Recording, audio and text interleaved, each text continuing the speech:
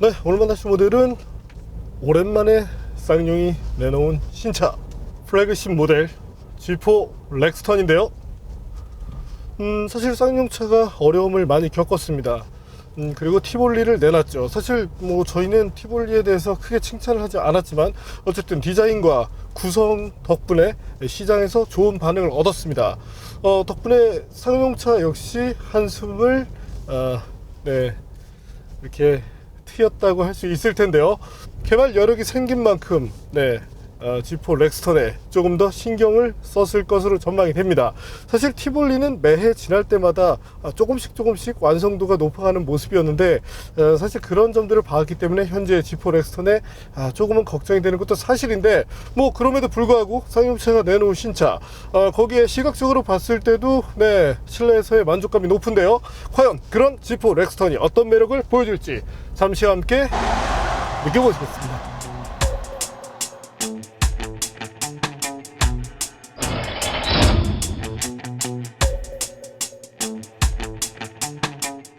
렉스턴은 2001년 처음 출시됐습니다.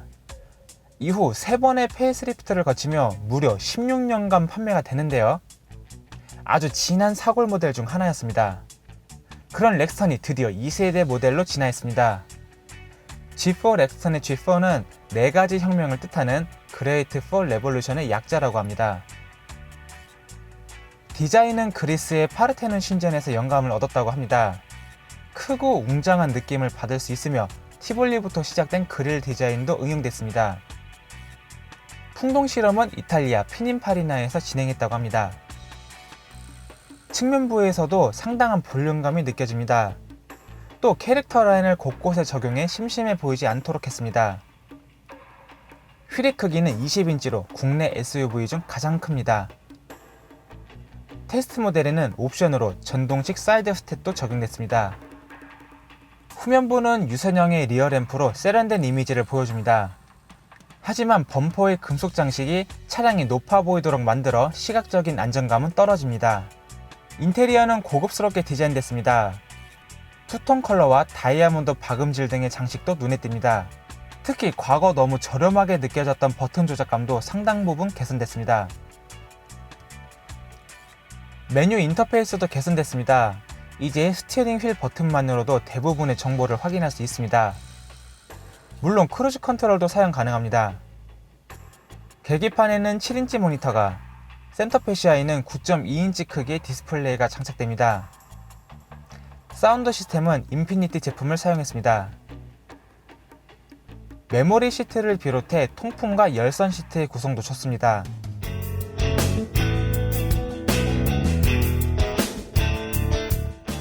반면 기어 레버는 수동 모드를 사용하려면 아직도 토글 버튼을 사용해야 합니다. 뒷좌석은 넓습니다. 공간적으로 전혀 부족하지 않고 돌출 부위도 최소화시켰습니다.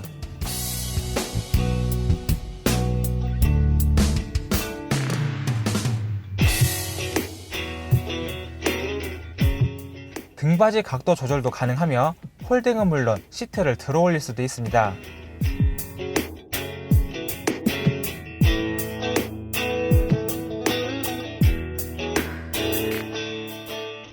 트렁크 공간도 넉넉합니다. 쌍용차에 따르면 2열을 그대로 사용하면서도 총 4개의 골프백을 실을 수 있다고 합니다.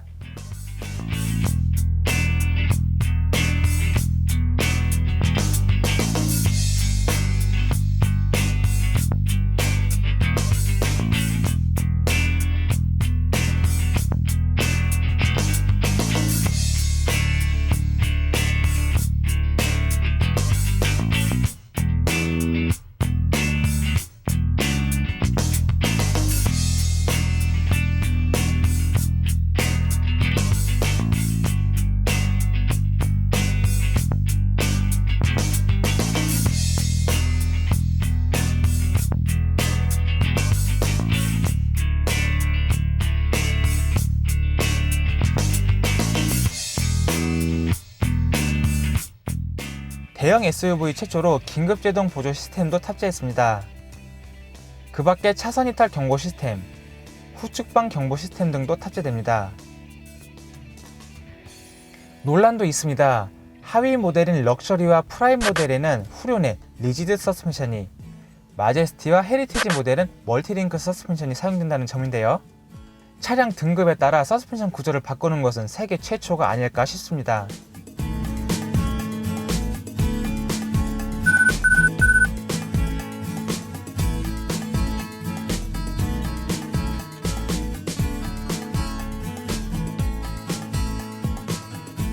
또한 하체 부분을 살펴보면 전선이 그대로 노출되거나 케이블 타일을 자르지 않고 그대로 마무리하는 등 마감 부분에서 부족한 모습을 보입니다.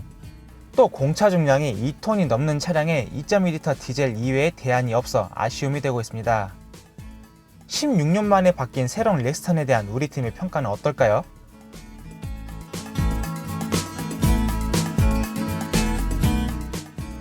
네, 앞서 보신 대로 어떤 구성적인 부분에서는 상당히 알찬 그런 모습을 보여주고 있습니다. 물론 옵션이 들어간 만큼 소폭 가격이 오르긴 했지만, 네, 그래도 구성적으로는 좋은 모습을 보여주네요. 네, 그럼 지금부터 지포 렉스턴과 함께 달려보겠습니다. 현재 차로 가속 페달을 밟고 있을 때 차가 나가는 느낌, 아무래도 이제 중량급의 SUV이다 보니까 조금은 그런 무게감을 느끼게 해줍니다. 엔진은 2.2L를 바탕으로 하고 있는데, 아무래도 이제 최신 기준에 대응하는 엔진이 현재 이제 2.2L 사양만 있다 보니까 엔진 이 라인업 자체가 다소 좀 제한적인 것이 아쉬움이 아닌가 이렇게 생각이 됩니다. 네, 어쨌든 엔진의 최고 출력은 187마력, 최대 토크 42.8kgm를 발생시키는 엔진인데요. 수치적으로 본다면, 네, 그래도 무난한 수준이라고 할 수 있게 되겠습니다.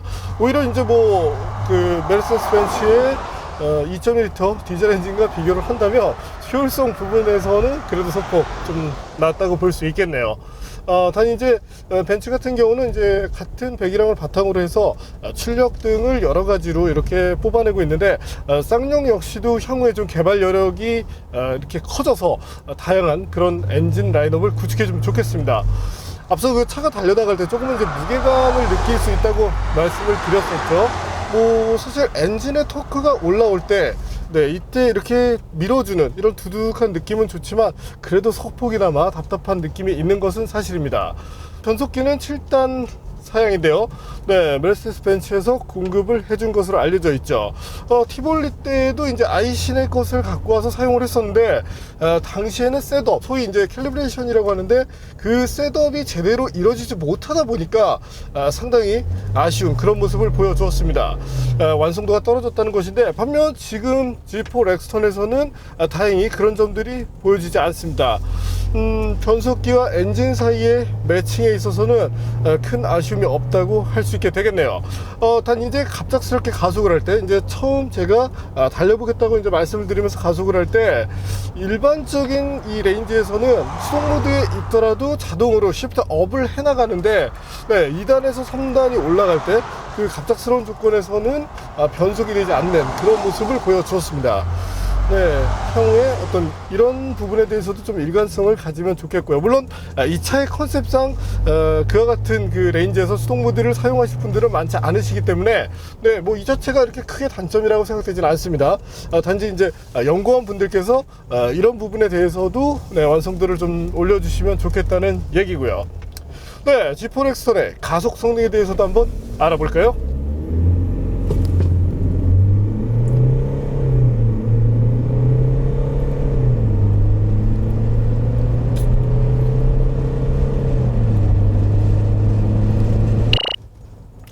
저희가 두 가지 모드로 테스트를 했습니다.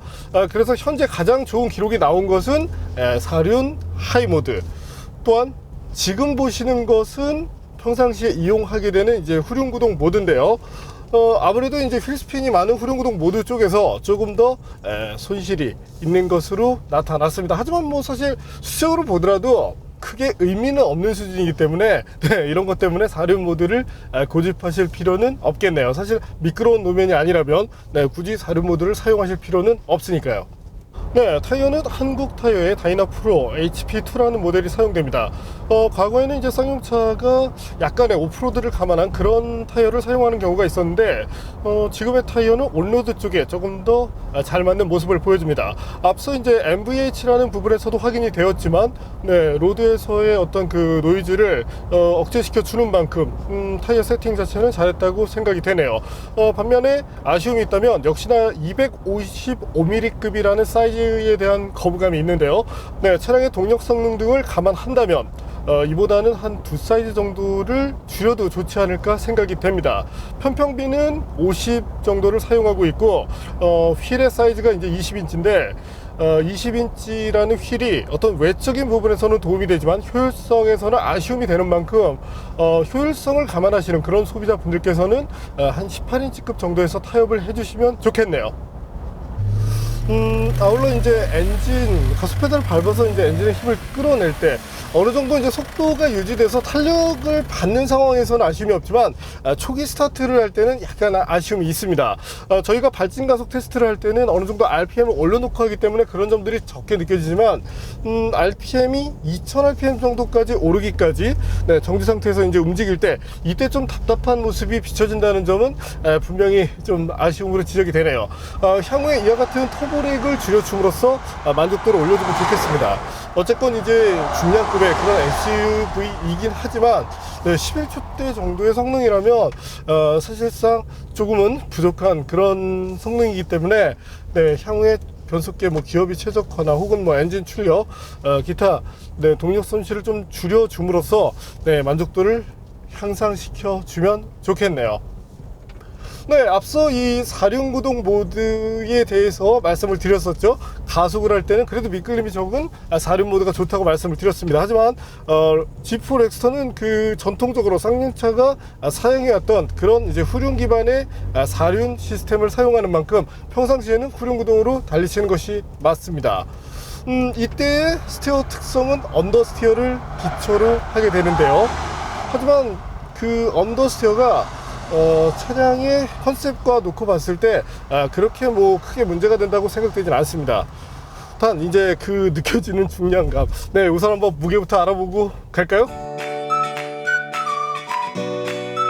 네, 아무래도 차체 사이즈가 있는 만큼 무게 부분에서는 조금 수치가 높은 것으로 나타났습니다.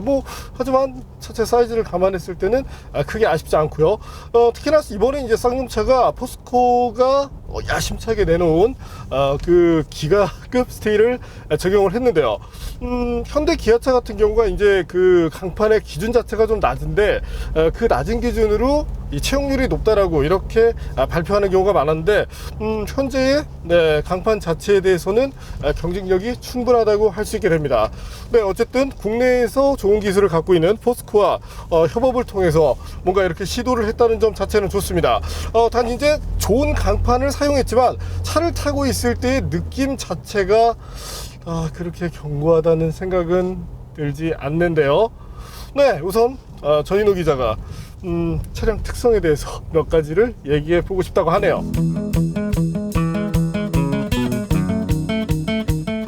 저는 조작계의 감각 그리고 서스펜션 특성을 말씀드리겠습니다.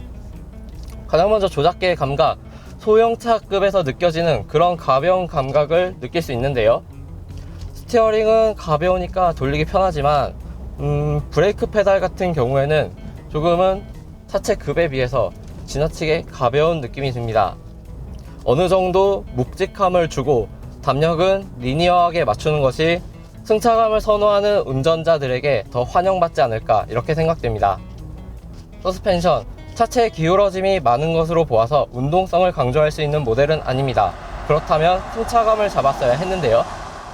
이렇게 범프가 적고 평평한 노면을 가는데도 차량의 잔진동이 많이 느껴집니다. 이는 스프링보다 댐퍼의 값이 높은 것으로 생각됩니다. 이 부분도 승차감을 위해서라면 조금 더 개선할 필요가 있겠네요.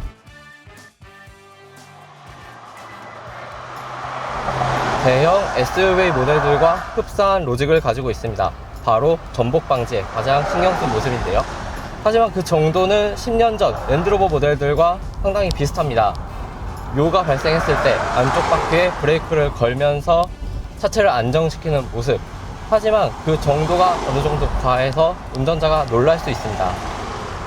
요즘 대형 SUV들조차도 차시 세팅에 굉장히 신경을 많이 써서 자세 제어 장치의 로직을 조금은 세련되게 바꿔 놓았는데요. 그러한 세팅을 추구함으로써 조금 더 고급스러운 모습을 보여줬으면 좋겠습니다.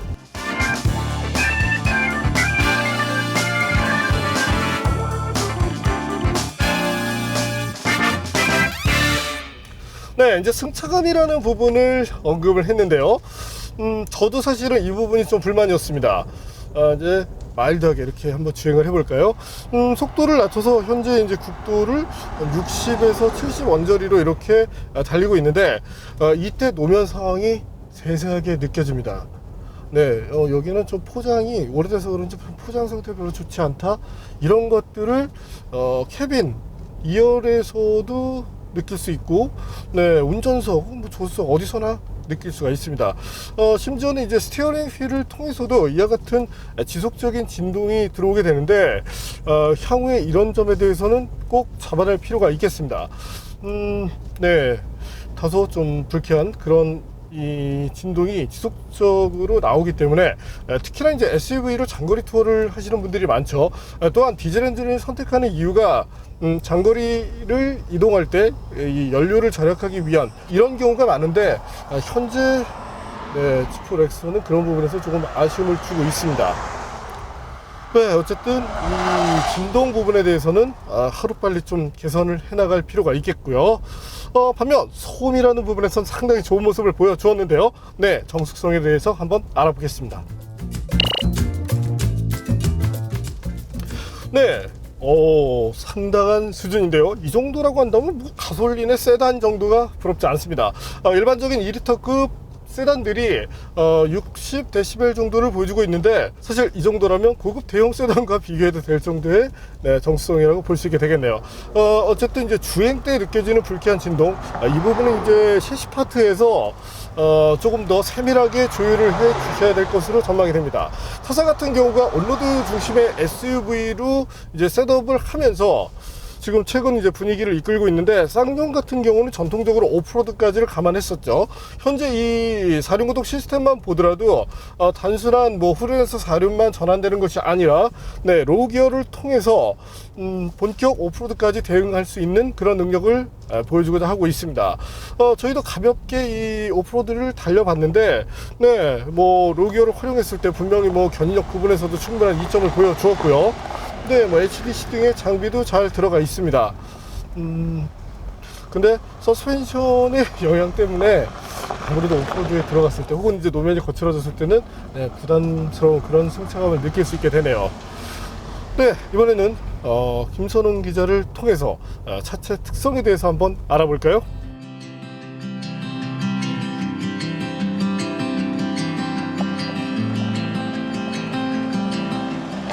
네, 쌍용차가 신형 G4 렉스턴을 출시하면서 프레임 바디를 사용했다고 강조를 했습니다. 이에 대해서 많은 이야기들이 오갔는데요. 오늘은 이 부분에 대해서 잠시 짚고 넘어가 보도록 하겠습니다.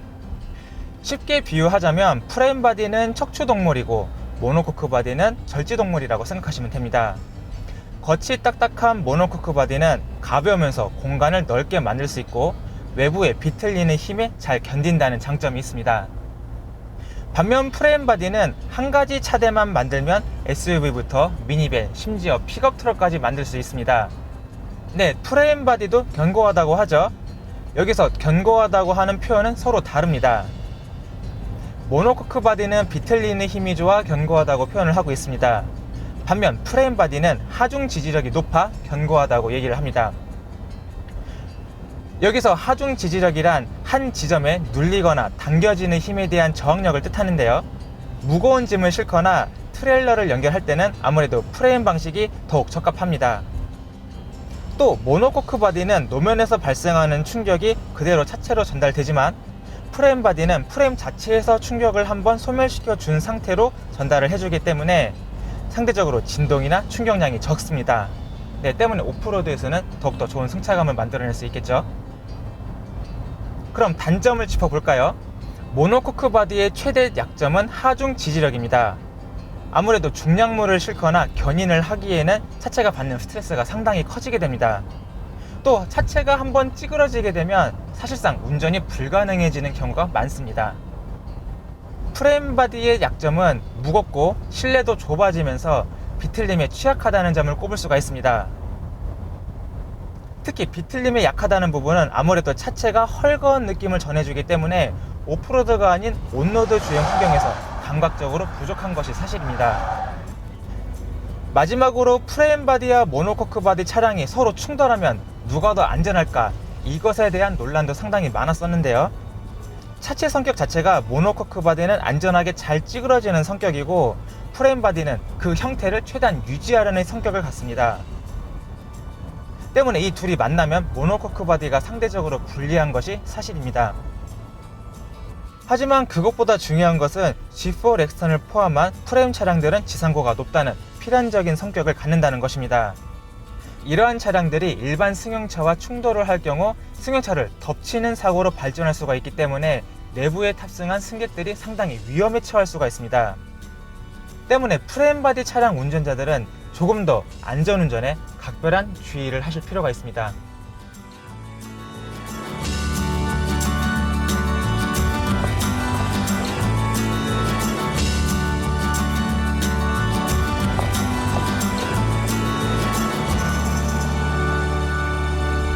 네, 앞서 보신 것처럼 모노코크 바디와 이런 프레임 바디 간에 차이가 있는 것으로 나타났습니다. 사실 뭐 어떤 것이건 장단점이 있는데 단 이제 조금 아쉬운 것은 좋은 강판으로 만들었는데도 불구하고 충격이 들어왔을 때 보통은 전륜 쪽에 탕, 그 다음 후륜 쪽에 탁, 이런 식으로 탁탁 하고 끝나는 경우가 많은데 현재는 후륜 쪽에서 계속적으로 다사당 하면서 이제 떨리는 그런 모습이 비춰집니다. 조금은 서스펜션 파트가 좀 더 고생을 해주셨으면 좋겠고요. 제동 부분, 사실 이 부분도 이렇게 만족도가 높지는 않았는데 우선 제동 성능부터 한번 확인해 보실까요?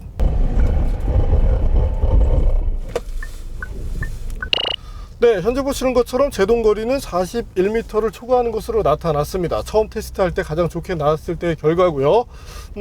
이후부터 매 테스트마다 1m씩 늘어나는 모습을 보여주었는데 더욱이 아쉬운 것은 제동 밸런스가 좋지 못했습니다. 티볼리를 테스트하면서도 저희가 제동 밸런스에 대해서도 말씀을 드렸는데 브레이크 파트 연구원 분들께서도 이 급제동 상황에 대해서도 조금 더 고민을 해주시면 좋겠네요. 그 밖에 뭐 스티어링 휠을 돌렸을 때 이때의 기본적인 느낌, 아무래도 이제 오프로드를 감안해서 셋업한 차이다 보니까 이 조향 자체는 많은 편인데 차량의 컨셉 때문에 이 점은 단점이 되지 않습니다. 물론 핸들링 부분에서 조금은 무디게 느껴질 수 있지만 이 부분 역시도 차량의 컨셉으로 이해를 할 수 있죠. 단 이제 스티어링 휠이 센터에 있을 때 조금은 어색한 그런 느낌이 있는데 센터에서 미세한 보정을 계속적으로 필요로 한다는 거, 물론 티볼리 정도의 수준은 아니지만 이런 부분에 대해서는 조금 더 고민을 해주시면 좋겠네요. 쌍용 렉스턴 상당히 고민한 흔적들이 많이 보입니다. 그리고 뭔가 시간을 투자한 만큼 아웃풋을 내고자 했다는 점이 보이는데 사실 그런 점들이 어찌 보면 이제 시각적인 부분에만 좀 머물지 않았나 하는 아쉬움이 있네요. 최근 소비자들은 정말 여러 가지를 이렇게 꼽아보고 따져보시고 계신데 그런 어떤 소비자들의 눈높이에 맞춰서 쌍용차가 더 많은 것들을 보여주면 좋겠습니다. 주행 부분에서는 조금 아쉬운 그런 점들이 느껴졌지만 그래도 쌍용차가 만든 오랜만에 신차라는 점, 더욱이 이제 프레임 자체를 바탕으로 해서 프레임 이 바디 매니아들을 어느 정도 끌어당길 수 있다는 점에 대해서는 그래도 긍정적으로 평가를 할 수 있겠네요. 하지만 이제 가격이라는 부분이 역시나 아쉬운데요. 현재 모델이 이제 4,700만 원 정도의 가격을 보여주는데 뭐 이제 회사가 돌아가기 위해서 어느 정도 이제 마진율이라는 게 필요하긴 하지만 그래도 가격 경쟁력 정도는 확보를 해주면 어떤 그 주행에서 오는 만족감이 조금은 상쇄되지 않았을까 하는 그런 아쉬움이 있습니다. 그럼 마지막으로 주행 연비에 대해서도 한번 알아볼까요? 아무래도 차체 사이즈가 큰 SUV다 보니까 이 연비 자체가 아주 좋지는 않습니다. 단 다른 SUV들과 비교를 한다면 네, 그래도 타협할 정도 수준의 그런 연비를 보여줬다고 할 수 있게 되겠네요. 현재 모델은 5인승 모델이지만 네, 어떤 사이즈로 본다면 7인승 모델도 충분한 경쟁력을 보일 것으로 전망이 됩니다.